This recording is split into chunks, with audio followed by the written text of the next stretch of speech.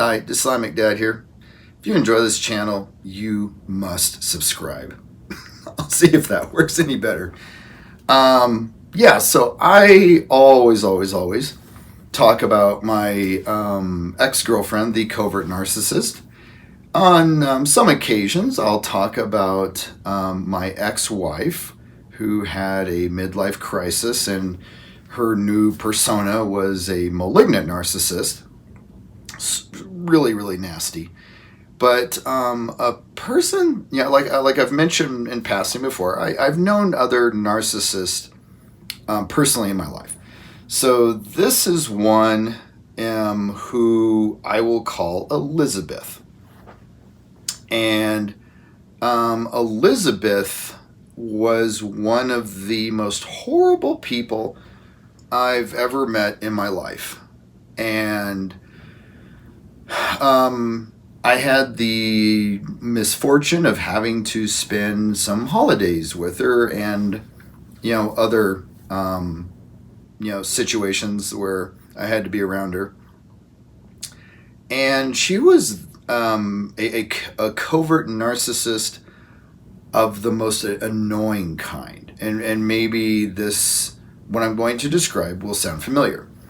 So, for example, I remember a time when I was in charge of grabbing lunch for everybody.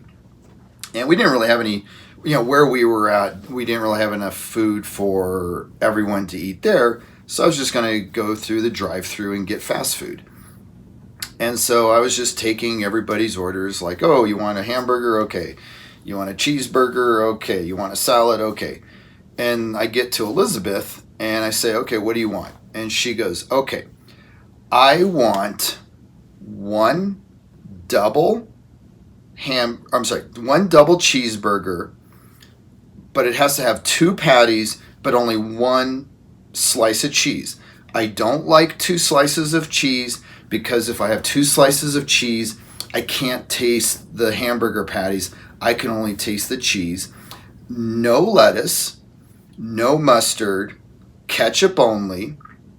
I want two pickles, not one pickle, because I kind of like pickles, but not three pickles, because when I have three pickles, the vinegar in the pickles seeps into the top bun, and I don't like that because it makes the bun all soggy with vinegar, and I really don't like that.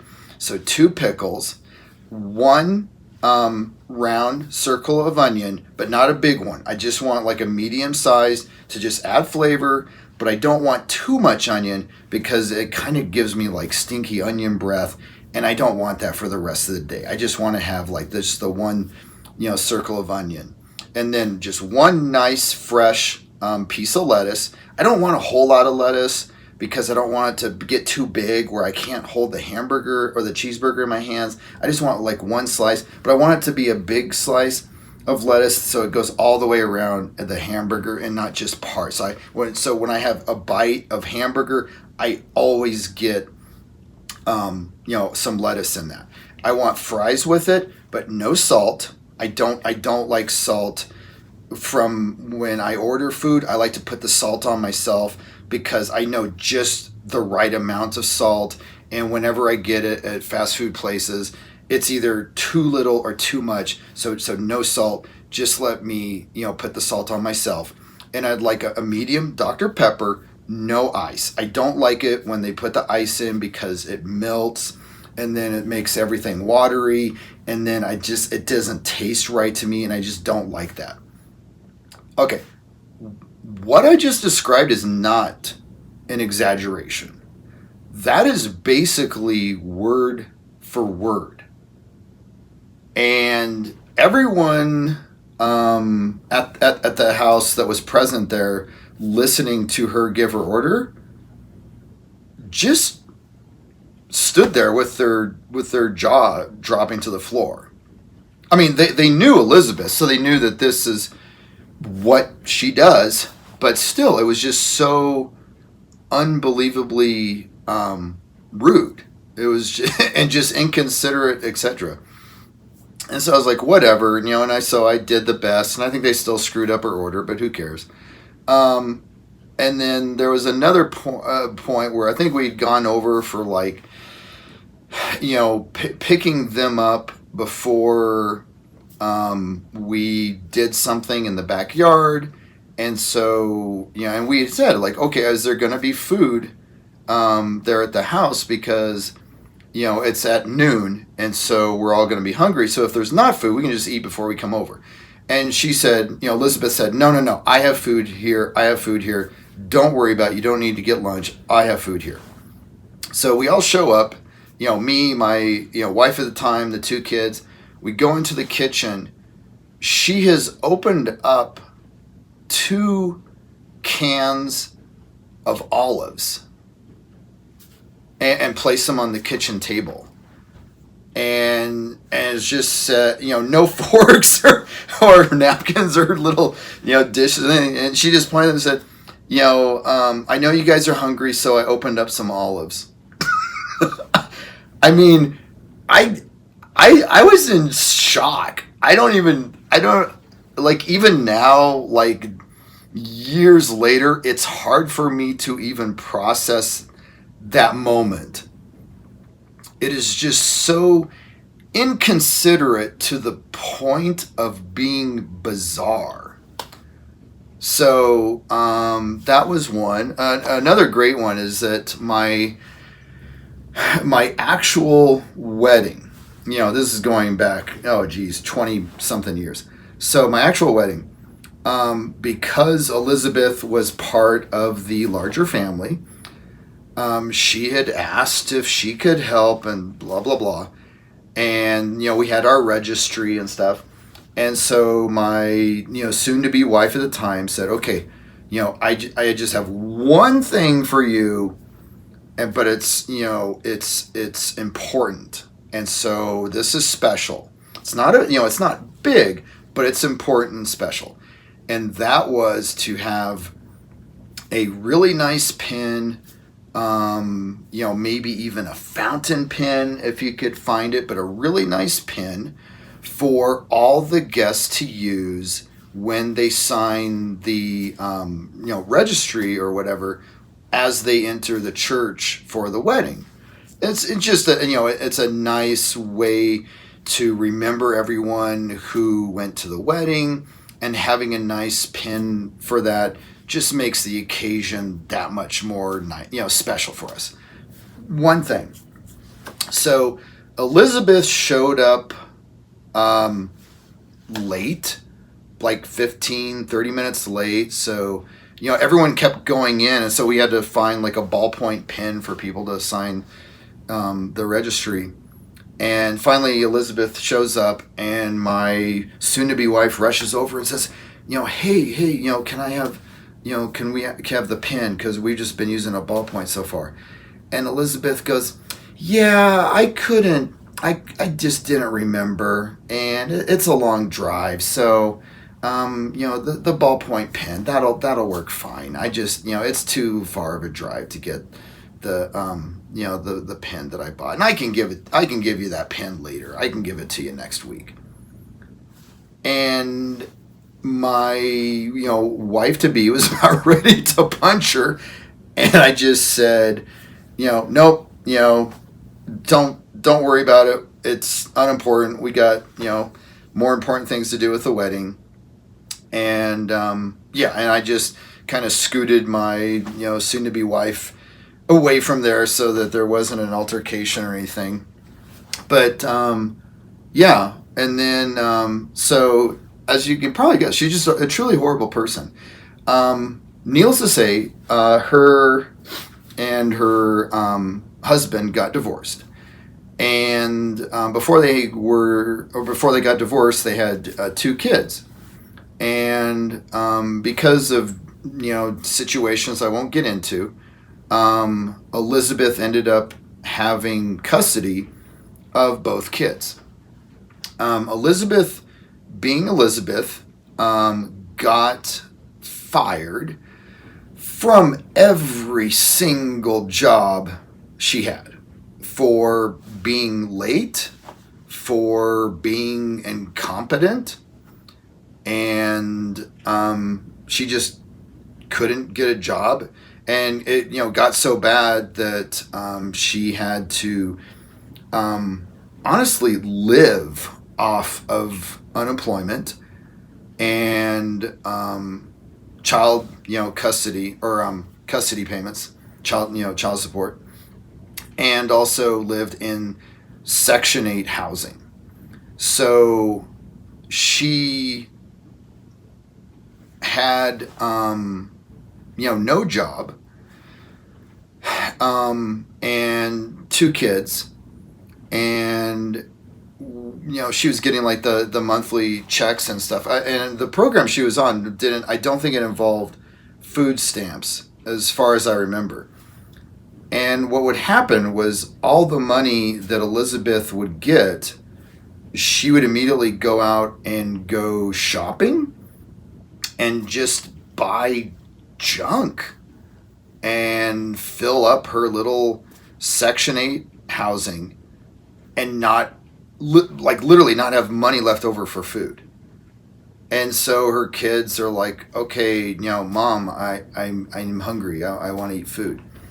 And so, in spite of all the programs and stuff, Elizabeth still went to her local church, gave the sob story, and got food donations from the church. And that was how she would feed her kids. And so she, spent the money she had on junk she didn't need, fed the kids off of donations from the local church, and didn't work for years and years. At one point, obviously, as the kids got older, they reached the, what's called in this state, the age of majority. And on their birthday, she kicked them out of the house. And not only, kicked them out of the house, but made it clear and just told them to their face and said, look, I only allowed you to live with me because I needed to in order to get the child support payments. Now that the child support payments have stopped because you've reached the age of majority, you're not allowed in my house. And to the point that I think like a couple days or a week later, one of the sons had gone over and said, hey, I need to get my winter coat. I want to get my basketball. I want to get my skateboard and stuff. And she was like, no, I sold it, or I threw it away or something like that. And he was like, no, you need to let me in. Those are my things. You can't keep those away from me. That's my property. And she was like, no, you can't, you can't do that and stuff. And so she, basically, locked the door, deadbolted or whatever, called 911 and said that there was, this her relative or something like that trying to break into her house and do her harm and stuff. And so the police show up, and given the timing, I don't know if she let in her son so that they could have an altercation. And when the police entered the the house, or if she waited until the cops came to find him like banging on the door screaming, let me in, you can't hold my property and stuff. But either way, yeah, the son spent the night in jail. I don't think that obviously I don't think the case really went anywhere. But the police, are bound by the law, whether they agree with it or not. And it's one of those like nasty situations where the police are just like, look, we're on your side. This sucks, but we have to book you for tonight. And so, the son had just turned 18 or just turned 19. So it was just like a couple days or so after his birthday, and did the exact same thing. Remember I said there were 2 kids. Did the exact same thing to the other child as soon as he reached the age of majority. So, just evil. I don't I shy away from using that word because, I think that for the most part, many narcissists don't care enough to be evil. They don't care enough to be malicious. They're just in it for themselves. They'll knock you over to get to what they want, but they're not going to knock you over just for fun. Elizabeth was different. Elizabeth got supply by causing harm to others. And normally I would say that that's, very much in line with a malignant narcissist. But Elizabeth was like, 4'5" or something, and very meek, and would always do the woe is me. I'm poor, give me money. I'm, no one will hire me and stuff like that. But at the same time, she, her supply was causing an inconvenience to others. Her supply was eating up people's time. I mean, as crazy as it sounds, she would tell a story that was going nowhere for 30 minutes solely for the fact that she knew it hurt people to even stand and listen to her. And so, I mean, for me, it's just one of those things where you just kind of have to wonder, it's like, what type of person wakes up in the morning and says, a new day, how can I make others miserable? Because that's my supply. So yeah, that is Elizabeth, one of the few people that I've encountered in my life that I will say is evil. She causes harm for the sake of causing harm. So hopefully this story's been entertaining, if not helpful. Thanks.